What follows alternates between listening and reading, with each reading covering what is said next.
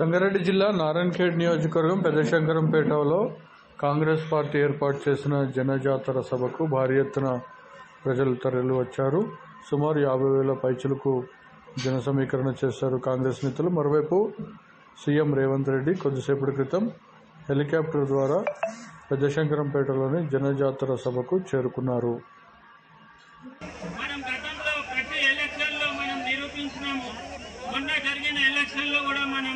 Shutter గారు express హైవేని కూడా తీసుకురావడం జరిగింది.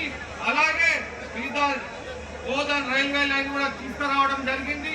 మరి ఆయన చేసినటువంటి ఏ కార్యక్రమాలు కూడా లేవు. వాళ్ళు కళ్ళబల్లి మాటలు చెప్పడానికి వస్తున్నారు. మరి మీరందరూ కూడా గమనించి మన